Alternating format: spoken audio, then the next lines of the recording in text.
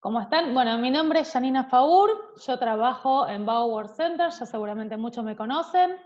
Hemos estado haciendo varios Instagram Live, bueno, y arrancamos con lo que es el tema de los Zoom, así que bueno, vamos a ver cómo salen. Bueno, si miro es porque estoy habilitando a los oyentes, ¿sí? Denme un segundito, ahí va. Bueno, mientras tanto, mientras se van sumando todos, les voy contando. Bauer Center es una empresa que se dedica al alquiler de oficinas privadas mensuales y por hora. No, ahí está. Bueno, también tenemos salas de reunión, salas de capacitación. Nosotros estamos en Avenida Corrientes, 1386, esquina Uruguay. Tenemos el piso 7, 9 y 10. Son más de 1.600 metros cuadrados, así que bueno, pueden pasar a visitarnos cuando gusten, sin ningún compromiso. Como saben, estamos viendo una situación inédita que provoca un menú indeterminado de casos particulares. Como sabemos, la cuarentena beneficia a muchos, pero generalmente que perjudica a la mayoría, ¿sí? Hay innumerables situaciones y algunas muy dramáticas, lamentablemente, para la gran mayoría. Bueno, preocupados por esta realidad y con la vocación de hacer un aporte para todos ustedes, organizamos esta charla junto con Ricardo González de Azocotempo, que es una empresa con mucha experiencia en el ámbito del trabajo y el empleo temporal, y con el doctor Alejandro Di Sabatino del estudio Di Sabatino y Asociados. ¿Sí? Vamos, si me da un segundito, lo voy a presentar, denme un segundito porque lo tengo que habilitar. Alejandro, ¿estás ahí? Te voy presentando. Estoy acá. Ahí está, ¿cómo Buenas estás? tardes a todos. No, no, nadie te va a poder hablar, Ale. Los tengo todos silenciados, para que no se estén escuchando Bueno, ruidos de fondo. en realidad está bien. La idea es hacer una charla abierta para que todos puedan llegar a hacer las preguntas, las consultas y las críticas que pueden llegar a ocurrírsele a través de la web, dado que es un tema muy trascendental, especialmente en los momentos que estamos viviendo. Me toca desarrollar un tema que es una pregunta que realmente nos preocupa. Me preocupa más a mí que es la que lo tengo que explicar. Ahora van a entender. La pregunta es, ¿el empleador está obligado a pagar al trabajador su ingreso económico, ¿no? En caso de aislamiento por el COVID-19? Públicamente se expresa que el que debe pagar el ingreso del trabajador en aislamiento, el ingreso habitual del trabajador en aislamiento, y en su totalidad, que tenía al momento del aislamiento, es el empleador. Así la ANSES lo comunica cuando otorga un ATP a un trabajador. Le dice, la diferencia de su haber debe abonarlo el empleador. Pese a todo esto y a todo lo que realmente hablan especialistas en la materia, en donde algunos ya dan como algo sabido de que el que tiene que pagarlo es el empleador, está a cargo del empleador el pago del ingreso total al trabajador. Yo pienso y sostendré lo contrario. Yo creo que el empleador no tiene que pagar el ingreso al trabajador en aislamiento. No es su obligación legal, no es su obligación legal. Sé que esta aseveración desagradará a muchos, decepcionará e indignará a otros. Lo que puedo anticipar es que no tiene contenido político ni ideológico, ni está a favor del empleador ni del trabajador, porque todos nos necesitamos para que la sociedad crezca.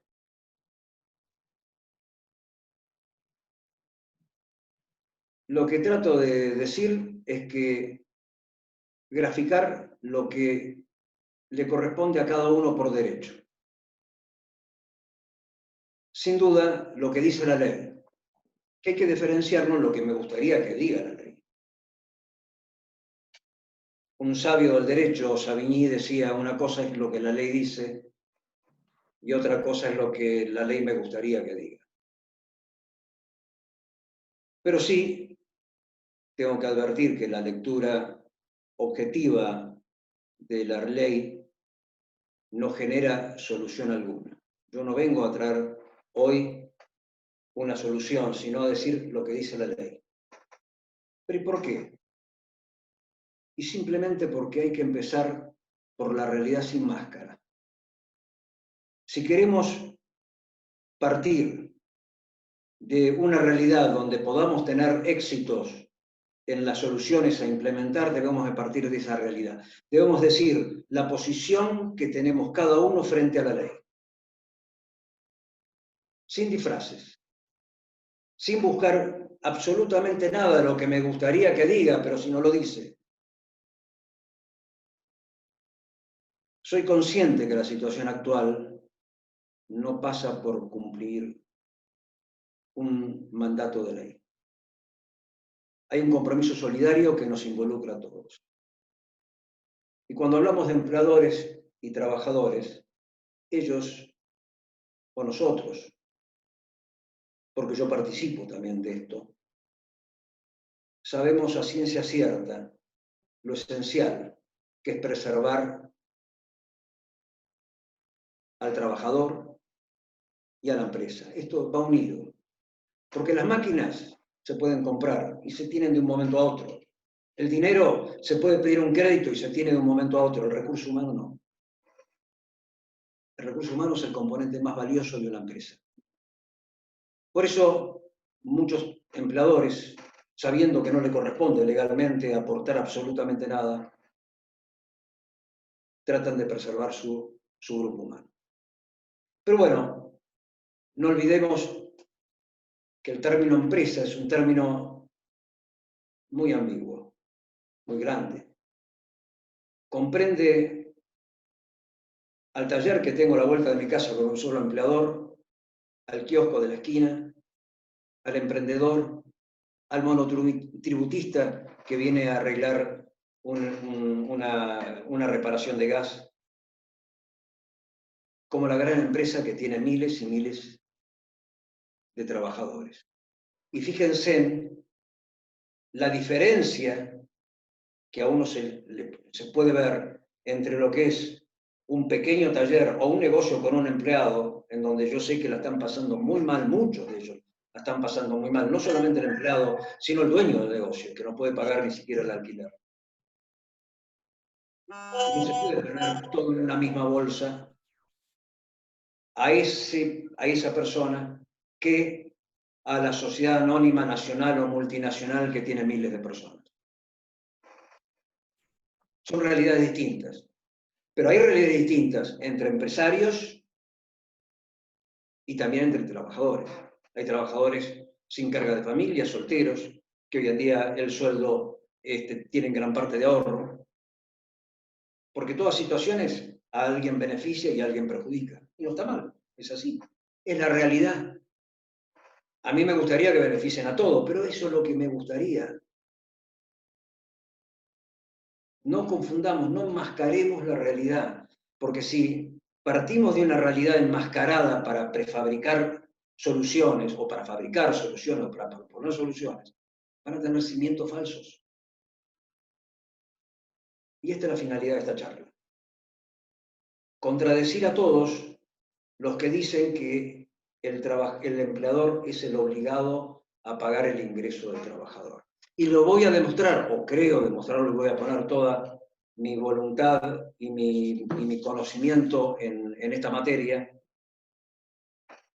para empezar a demostrarlo. Y bueno, y comenzaré. La pandemia es una situación de fuerza mayor, pero no hay culpables. Nos afecta a todos. Y ante esa situación, el Estado decretó un DNU, el 297, en donde impuso el aislamiento. Y el aislamiento lo impuso de un momento a otro y fue obligatorio para todos. Nadie se podía mover de su casa, salvo para hacer los mandados. Pero esto involucró al trabajador dependiente, al trabajador independiente, al jubilado, al profesional, al empresario, a todos. Este es el hecho. Sin ninguna duda. Nadie es responsable, nadie lo hizo, no vino. Lo tenemos que emprender. Pero también el DNU agregó algo más. En su artículo 8, da un derecho. Dice que los trabajadores y trabajadoras del sector privado tendrán derecho al goce íntegro de sus ingresos habituales. A ver, lo voy a leer otra vez, y si lo puedo poner en pantalla, porque, bueno, la tecnología, porque a veces se lee a veces un poco mejor, ¿no? A ver si lo logro. Aprieto compartir. Ahí está. Bueno, el artículo es lo que yo le decía. Solo podrán realizar todos los habitantes, ciudadanos o no, podrán realizar los desplazamientos mínimos e indispensables para provisionarse de los artículos. O sea, el trabajador no puede ir a trabajar, el empleador no puede ir a abrir su negocio, su empresa, nada. El monotributista no puede ir a ejercer su actividad económica. Bueno,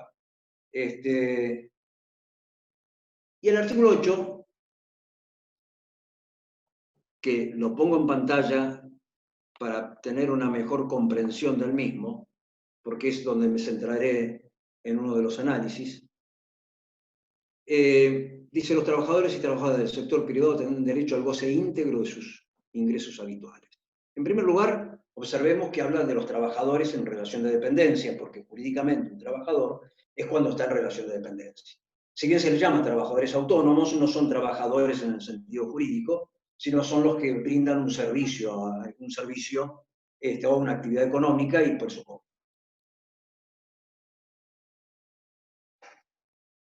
O sea, este derecho que concede, fíjense que lo que concede es un derecho, no dice quién es el obligado. Lean bien, es un derecho. Se lo concede al trabajador dependiente. Es una redundancia, pero es para que se entienda. A nadie más del sector privado, porque del público sabemos que lo tiene. Ahora dice: tendrán derecho al goce íntegro de sus ingresos habituales. Y aquí hay que hacer una distinción. Ingresos.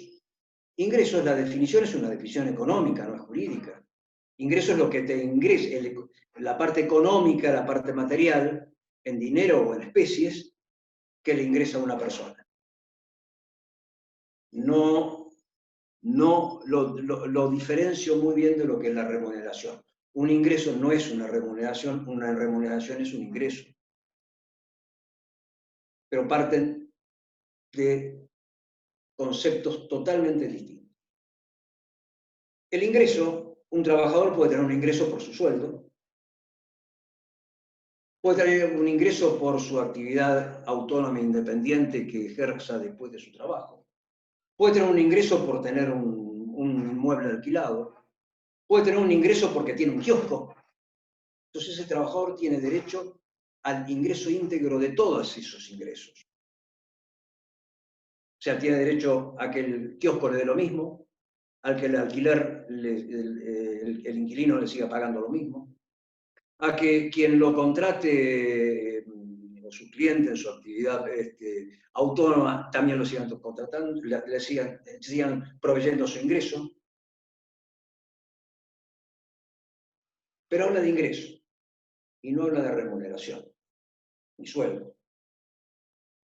Y la remuneración está muy bien definida en la Ley de Contrato de Trabajo, en la OIT internacionalmente, pero vamos al derecho local, en la Ley de Contrato de Trabajo, en el artículo 103 de la Ley de Contrato de Trabajo, y en el artículo 6 de la Ley de Jubilaciones. Yo quiero hacer un intervalo. Voy a tratar de que esta charla no dure más de una hora. No voy a hablar de términos, pese a que alguna ley tendré que mencionar, no estoy hablando para abogados. No es una charla jurídica, es una charla referido a lo que es el derecho, pero con criterio común. Porque el criterio común es la base fundamental del derecho, de nuestras vidas y del derecho. Así que, bueno, el artículo 8 da un derecho al trabajador al gozar integralmente de todos sus ingresos. Por eso, yo recién les decía, lo diferencio de lo que es la remuneración. El concepto de remuneración es una contraprestación. O sea, el empleador paga una remuneración contra una contraprestación. Ergo, si no hay contraprestación, salvo justificada, enfermedades, etc., no hay pago, no hay remuneración.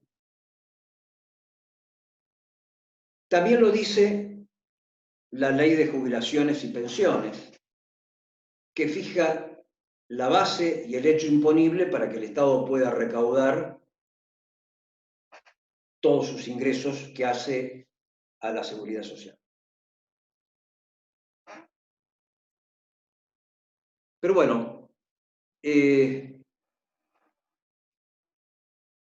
acá contesto una pregunta que muchas veces se confunde. El derecho que da el artículo 8 no es remuneración, es ingreso. La remuneración es la contraprestación. Entonces, ¿qué naturaleza tiene el derecho que da el artículo 8?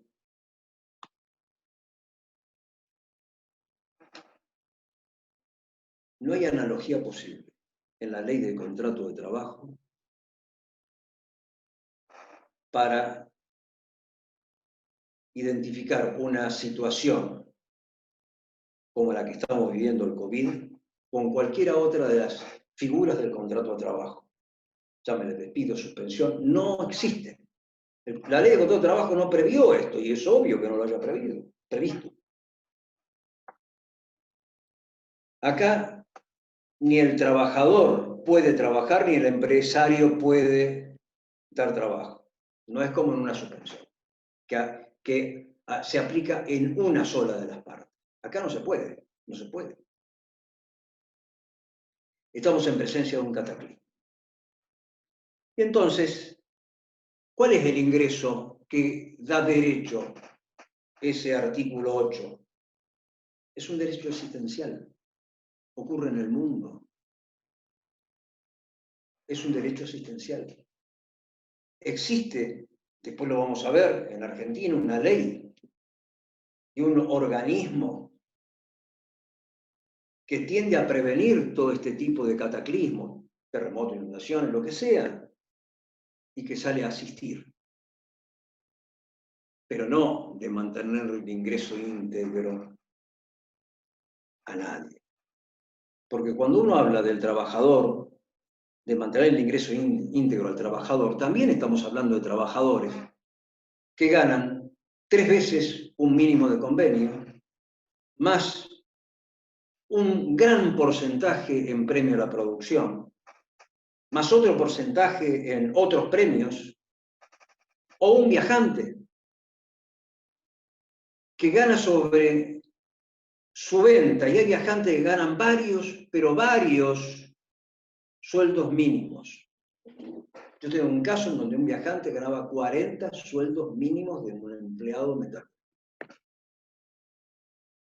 Entonces estamos hablando de un trabajador que puede ganar 25, 50, 200, 300, 400 mil pesos. En ningún lado del mundo a ese trabajador le garantiza el ingreso total. porque sería injusto.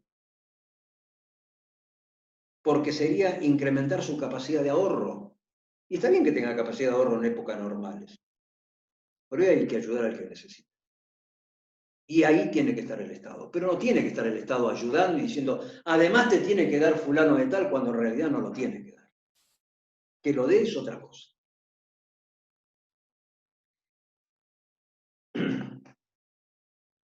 Por todo esto, deduzco, y no deduzco, sino afirmo, que no es una remuneración. Ahora, el artículo 8 genera un derecho. ¿Y quién es el obligado al derecho? Porque hay un derecho y tiene que haber un obligado. Hay muchas leyes que generan derecho a circular, el derecho a trabajar, derecho a una enseñanza digna, a una vivienda digna. Son todos derechos, la Constitución estoy hablando, ¿no? Derecho a la propiedad, derecho a la libertad, derecho a la igualdad. Son todos derechos. Pero bueno, parecería que si hay un derecho, ¿quién es el obligado? Sí, hay un derecho, hay obligado, sin duda que hay obligado. Y ahí entramos en el tema obligaciones.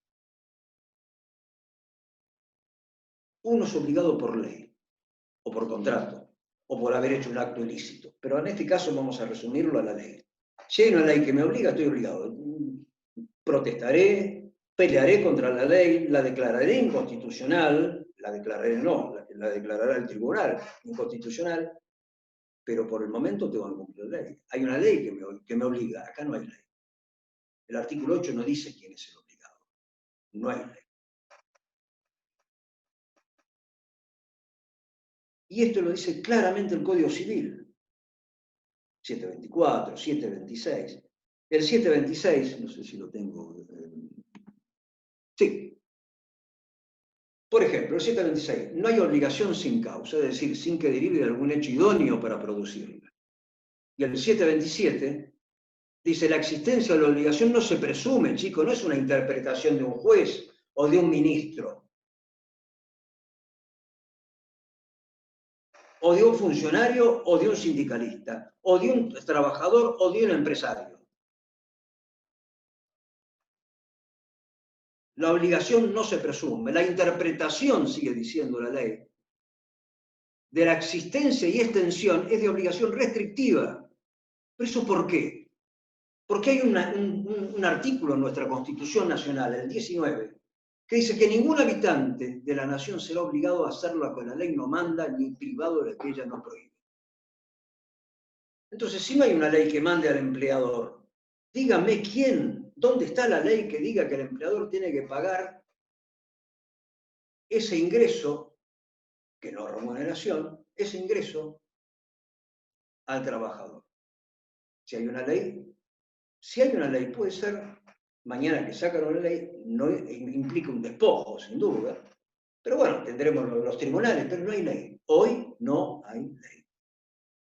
Entonces, señor empleador, usted no está obligado a pagarle a su empleador, a su empleado.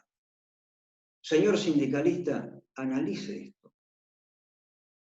Porque si usted cree que su empleado, su representado, el trabajador, tiene derecho al cobro del 100% del salario, va a pelear, va a parar, va a hacer todos los medios habido y por haber por pelear ese derecho.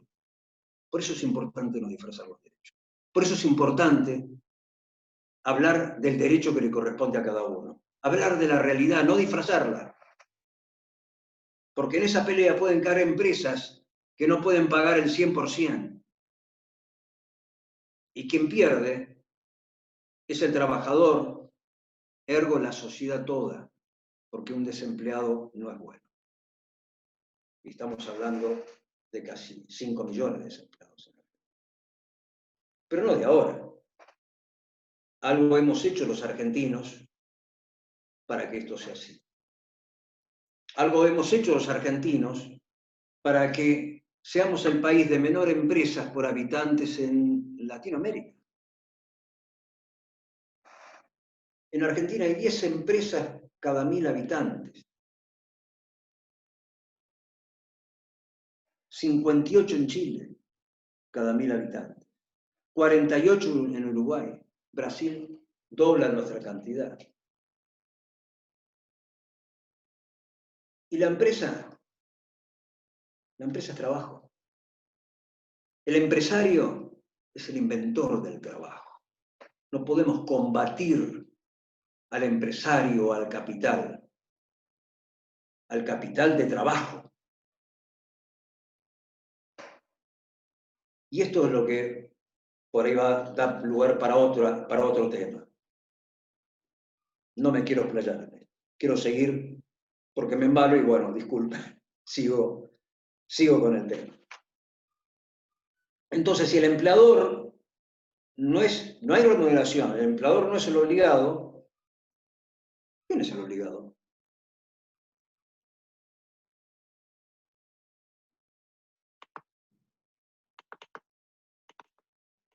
El obligado es el Estado, señor.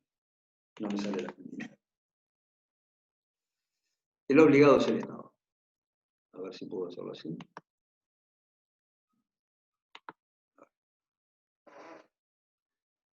La obligación es del Estado de asistir en estado de cataclismos o desastres, señores. Ahora, que un Estado no pueda hacerlo como el nuestro, lamentablemente, sí lleva un compromiso social.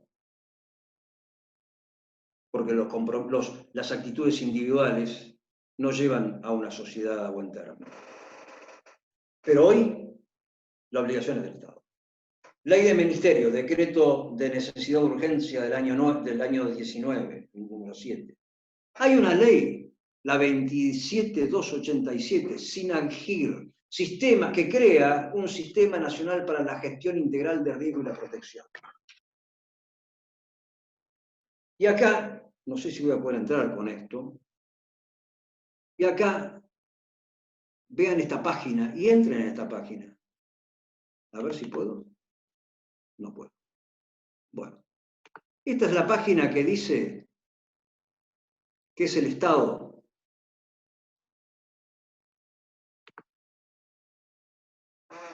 Que es el Estado el que es responsable.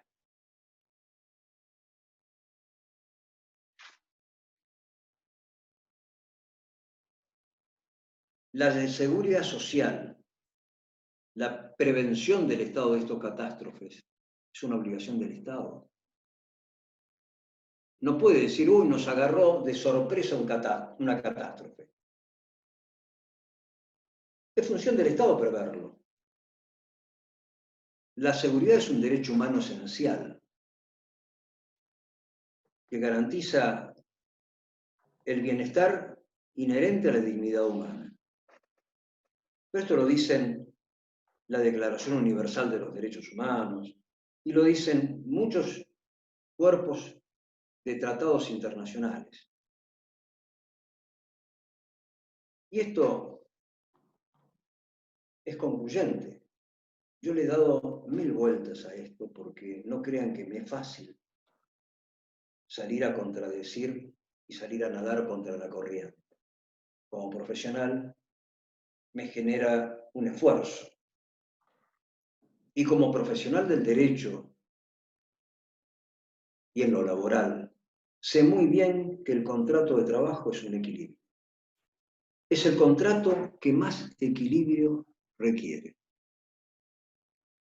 Porque si ese contrato favorece al empleador,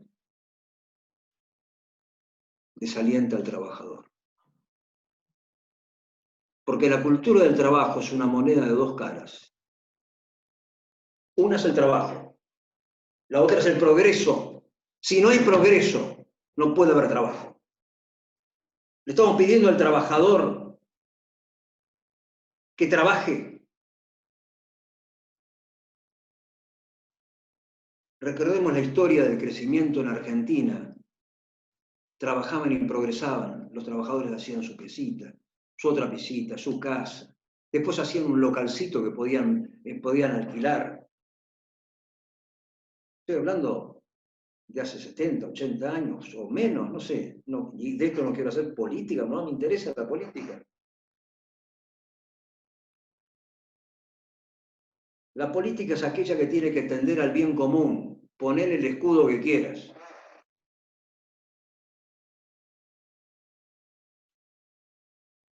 Y esta es la reflexión que yo hago, porque acá en esto estamos metidos todos. Ah, y decía del contrato que es un equilibrio. Es un equilibrio en donde sí está a favor del trabajador. Y hemos visto, yo cuento decenas de sentencias que son arbitrarias, con una vocación tuitiva al trabajador, de sobreprotección. ¿Qué genera? Genera desaliento en el trabajador que no tiene. Genera un loto jurídico porque hace a la industria jurídica y genera un desaliento en la inversión. Por eso se habla de seguridad jurídica. No voy a entrar en la económica porque de eso no es mi especialidad. Y lamentablemente he vivido en un país donde yo lo comparo con un samba. ¿Vieron el samba? El samba. ¿Cómo podemos pretender una empresa con equilibrio en un samba? Esa es la imagen que me genera la economía argentina después de tantos años de vivir y amar este país.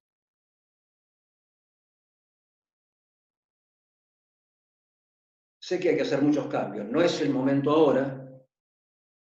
Estamos con un grupo de profesionales que vamos a seguir generando este tipo de charlas para ayudar y para provocar una reflexión en todo, pero no con escudo político, no nos interesa el escudo político, ni el ideológico.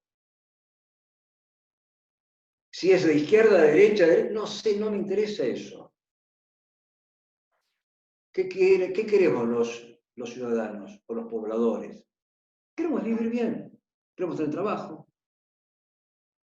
tener nuestras necesidades satisfechas y progresar. Y si quiero progresar, bueno, estudiaré, me especializaré y creceré. Ale, ¿me escuchás? Sí, disculpe.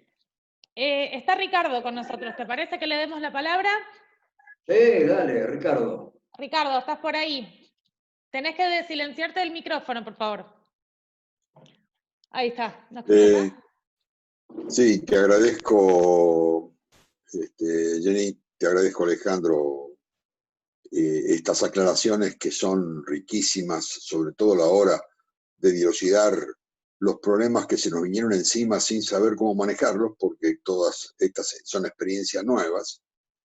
Yo sé que vos sos un investigador, realmente admiro esa capacidad para desenredar un nudo gordiano como es el de estas normas nuevas para el COVID-19 versus la necesidad de saber quién tiene la obligación y quién tiene el derecho de cobrar o de pagar, qué es un ingreso, qué es una remuneración, qué es asistencia social, pero sí lo terriblemente curioso es que todas estas aclaraciones están naciendo de una iniciativa privada como es la tuya, mientras que el Estado ha tenido un protagonismo directo vinculado a la clarificación de esta modalidad que no conocíamos y que nos agarra desprevenidos. Para no tener que estar pendientes de una aventura y poder hacer las cosas de la mejor manera posible, yo creo que vamos a tener que seguir adelante con un montón de temas que son necesarios para tener claridad no solamente durante, sino en imaginarnos cuál va a ser el después, que yo creo que es la gran pregunta del millón. No sé de estas empresas que están acompañándonos acá, cuántas están funcionando a full, me parece que ninguna, y todas estamos esperando el momento para lanzarnos contra la puerta 12, como decían en la cancha de River, sin necesidad de lastimar a nadie, ¿no? Pero la avalancha sería necesaria y conveniente a través de una reactivación que nos ponga otra vez en curso. Bueno, pero muchas gracias, Alejandro, por desanudar este enriedo, ¿no? Mira, yo te voy a decir en relación a lo que vos decís, que yo asesoro empresas que están en Argentina y son subsidiarias de empresas extranjeras. Te voy a decir la experiencia de empresas españolas. En España, cuando una empresa no necesita un trabajador por esta situación del aislamiento y demás, la manda al paro. El paro es un sistema de fondo de desempleo, que equivale más o menos al 70% del sueldo de convenio, unos 1.100 euros, 1.200 euros. Y al mismo tiempo, le da a la empresa un crédito equivalente al 25% de la venta del año anterior, del 2019, a una tasa del 1,25 anual, cuyos 12 primeras cuotas lo único que paga es el interés. Claro. Y después paga el capital.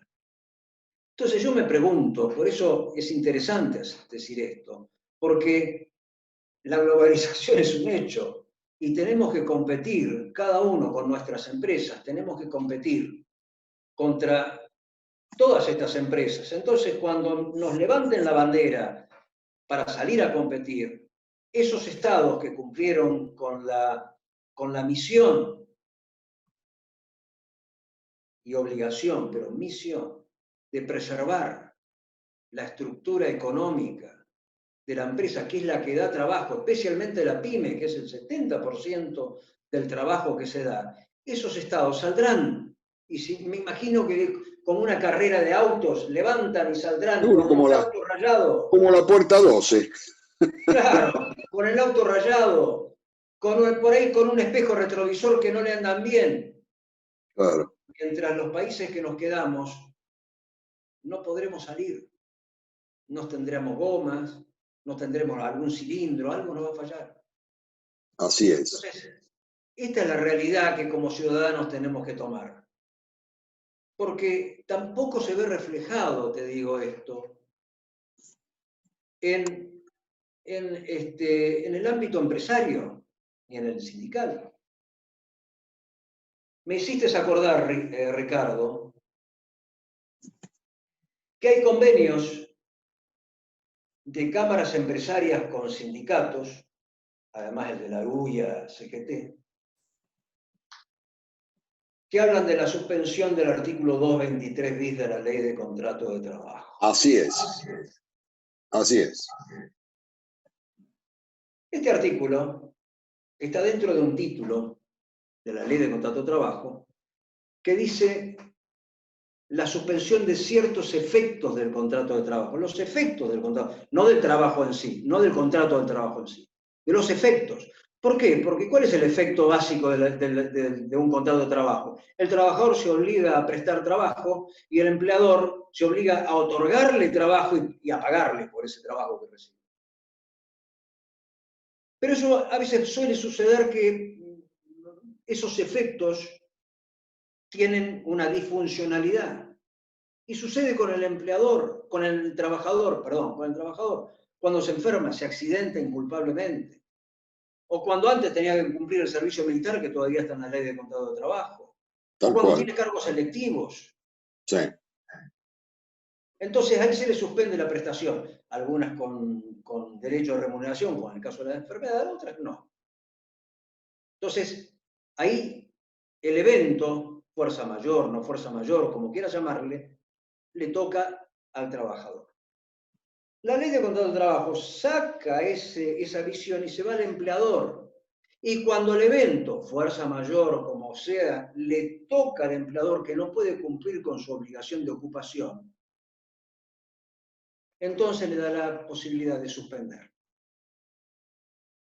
Como la suspensión está prohibida, hoy en día la ley, no obstante la prohibición de suspensión, le da la posibilidad de suspender con acuerdos.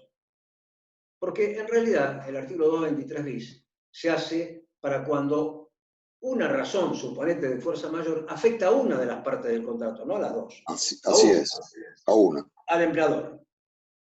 Entonces ahí puede hacer un convenio con el trabajador y pagarle un 20, 30, 75%, que es lo que hoy en día dijo la Unión Industrial, de los haberes, y llegan a ese acuerdo.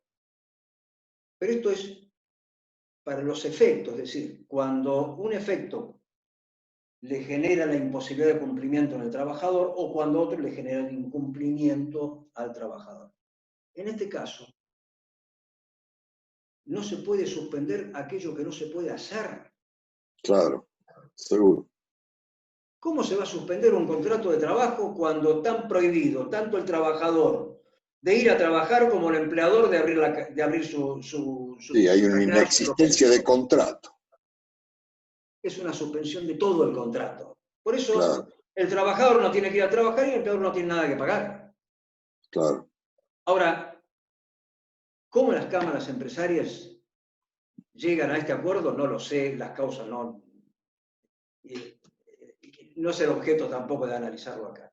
Bueno, fíjate Pero que yo me para pregunto, otorgarles el beneficio de la duda a las cámaras, a los sindicatos, incluso al propio Estado, uno tiene el argumento de decir esto nos pasa por primera vez, no sabíamos qué hacer, no tenemos muy clara la conciencia de lo que hay que hacer a partir de observar que están rotos los contratos de trabajo, porque esta es la realidad, están en una situación que nunca la tuvimos ni pensábamos tenerla, la ley no prevé estas cosas. O mejor dicho, la ley la prevé parcialmente. Por ejemplo, con el 223.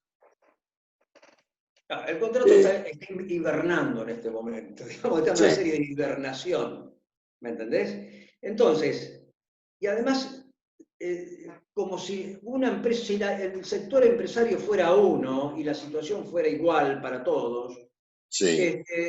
declaran un 75%. Obviamente estos convenios son marcos de referencias que no son obligatorios, tampoco para el trabajador, porque la CGT no es quien para renunciarle los derechos al trabajador. Sin duda, no tiene fuerza legal para eso. No tiene fuerza, pero ¿cómo llegan a un 75%? Porque hay sueldos, como decía hoy, hay sueldos que son básicos de convenio, otros que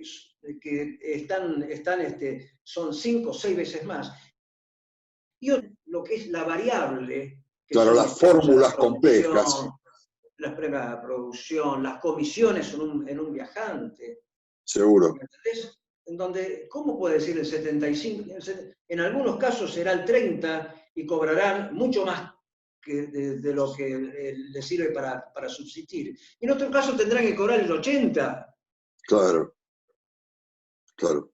Tendrán que cobrar. Bueno, eso me hubiera encantado oírlo por parte del legislador, de los legisladores del Estado, que fue el que le dio forma a estas normas de aplicación inmediata, ¿no? Pero no lo tuvimos. El Estado, ¿sabes? A mi criterio, y con todo respeto de todas las autoridades, porque son autoridades, fueron elegidos y tenemos que respetarlos, dentro de lo que es mi concepto republicano y democrático, las autoridades me parece que, lejos de encarar este tema con la más cruda realidad, y la realidad la han maquillado, la han enmascarado. Sí.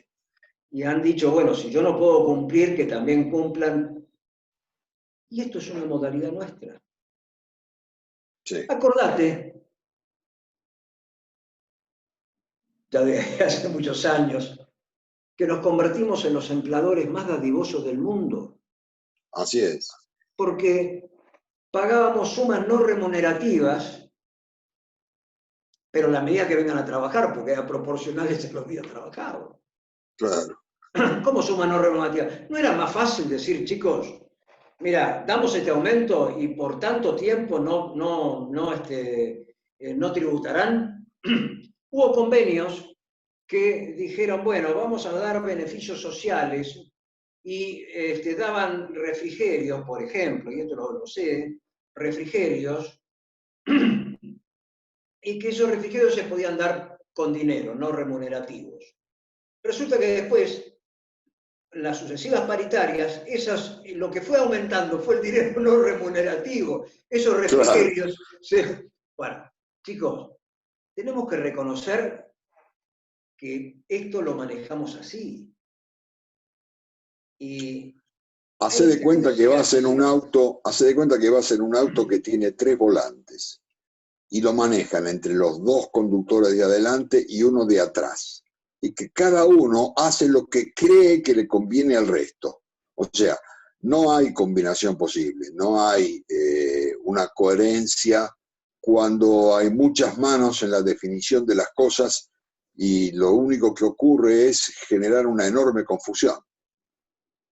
Vos hablabas de lo no remunerativo. Yo me acuerdo cuando salíamos del corralito del 2002, obviamente generó culpa en las autoridades de gobierno porque se pagaba salarios con papeles falsos como los patacones, de COPS y otras monedas de circulación extraña. Bueno, entonces la salida siguiente fue inventar el concepto de no remunerativo y después fue adoptado a través del tiempo para no gravar el salario con los impuestos extremos que todavía tenemos hoy, ¿no? Pero bueno, ya fueron otras épocas y en otro contexto. Espero que no se repitan ni estén cerca. Y esto nos ha generado un enfrentamiento entre las partes principales del contrato laboral, que es el empresario y el trabajador. Así es. Donde a través de este loto jurídico, por llamarlo así, sí. Se han generado miles y miles de juicios que han atiborrado a los tribunales y que generan, en definitiva, injusticias, porque tardan 4, 5, 6 años en ser. Terrible, juicios que aún están pendientes. Y hoy no saben si lo van a cobrar. Claro. Sentencias que han determinado el cierre de establecimientos. Entonces, esto es para hacer una charla, porque vos sabés, Ricardo, que nosotros hemos hablado mucho del virus de la legalidad en las relaciones humanas, en las relaciones laborales. En las relaciones laborales. La ley es un virus en muchos casos en las relaciones laborales. Y tenemos ejemplos para darlos. No podemos hacerlo ahora porque, bueno, nos quedan 10 minutos como mucho. Pero solamente quería decirle algo. Que acá hay una ley natural. Hay un círculo virtuoso de la economía. Si es un círculo, voy a empezar por el emprendedor. El emprendedor inicia una empresa. Esta empresa toma trabajadores. A través de este vínculo, esta empresa va creciendo, toma más trabajadores, los trabajadores consumen. Esto hace que las empresas puedan seguir produciendo e incrementando. Esto hace que el trabajador pueda seguir consumiendo y confiando. Y esto es crecimiento. Y además, el Estado cobra de todo este círculo que se va repotenciando. Por cada tramo del círculo. Por cada tramo del círculo. Y paga y afronta todos los gastos que tiene que tener el Estado. Este círculo no tenemos que cortar. Este círculo que nos llevó a la Argentina a un desarrollo en décadas pasadas. Este es el círculo que tenemos que tener mucho cuidado de cuidarlo, porque obviamente en las relaciones laborales o en las relaciones comerciales, conflictos siempre hay, conflictos de intereses siempre hay, pero tenemos que tener en cuenta que este círculo no se puede cortar. No se puede cortar porque es un círculo virtuoso. Si no hay consumidores, no va a haber trabajo, no va a haber desarrollo empresarial, no va a haber empleo. Yo hice un curso una vez en donde un profesor decía que la sociedad capitalista tenía columnas, que había que cuidarlas. Y las columnas eran el consumidor. Y eso los estados más desarrollados lo tienen muy en cuenta y lo saben muy bien. Por eso tratan de lograr el máximo equilibrio y no proteger a ninguna de las partes para evitar ese desequilibrio. Así es. Bueno. ¿Hay alguna pregunta? Porque realmente creo que a lo mejor vos no sé si preguntaste, Alejandro, sobre el interés por preguntar.